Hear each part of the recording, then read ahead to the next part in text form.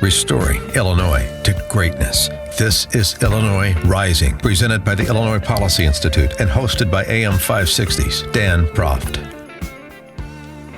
Dan Proft back with Ted Dabrowski, Vice President of Policy for the Illinois Policy Institute. And Ted, this week, Tiny Dancer said, and I'm quoting him here because this quote is breathtaking, "I believe we will be remembered as the men and women who pulled Chicago back from the financial brink."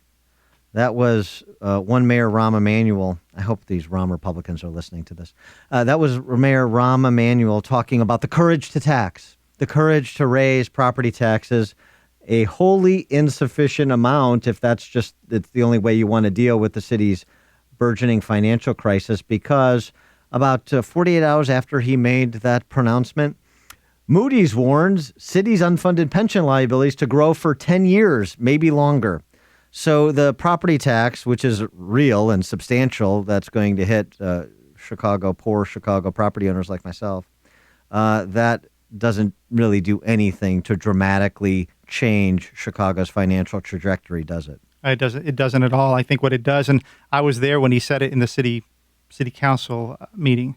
I just shocked at that courage that he portrayed.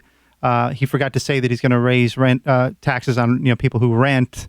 A lot of the people in the city who are just trying to make ends meet. So it's pretty phenomenal that he would say that. And the other quote he said is that we're going to solve Chicago's problems once and for all. Mm-hmm. Just really bold when, in fact, every number you look at says that if he's going to rely on tax hikes, he's just beginning. Yeah, right. I mean, just on the property taxes alone, Mark Lennon from WirePoints has done some of the math on this, as have others.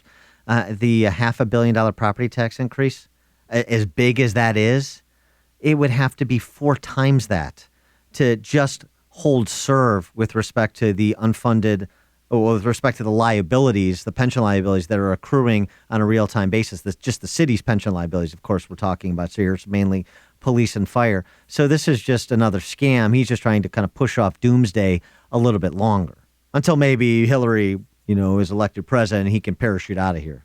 Well, yeah, or he's going to go and ask for another bailout, right? Right. Like Quinn did back in 2010. From the state, from the federal government, from somebody, from Michael Sachs, from Grosvenor Capital, from somebody. Well, maybe that's why he's going to Washington, D.C. Well, here's the thing, too, and it just shows how unserious the people in charge of city government are. So the new city treasurer was appointed, Kurt Summers. He came in on a wave of, here's somebody from the private sector, the private equity space. He understands markets. He manages. He's familiar with pension funds and other financial instruments. And he's running around doing a bunch of speechifying because many people see him as a protege, potentially successor to Rahm, because he's with Michael Sachs, who's one of Rahm's top advisors over at Grosvenor Capital. That's where he came from. And Summers is talking about, he doesn't want to tackle the pension issue either. He doesn't want to talk about restructuring. He's talking about how he's going to streamline management fees that could save as much as, are you ready for it? Oh. This is like an Austin Powers moment. $30 to $40 million, $25 billion in unfunded liability. Hey, Kurt Summers, what else you got? Yeah, it's funny, and I love that. That kind of ties into what Rahm said in his speech, that they put $5 million into the rainy day fund. Wow. Yeah, right? $5 million. It's like, that's chump change when you're talking about that shortfall.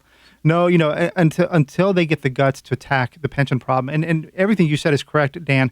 But we have to remember that CPS, which is not part of the city, Chicago Public Schools, is also broke. And their unfunded liabilities, another $10 billion.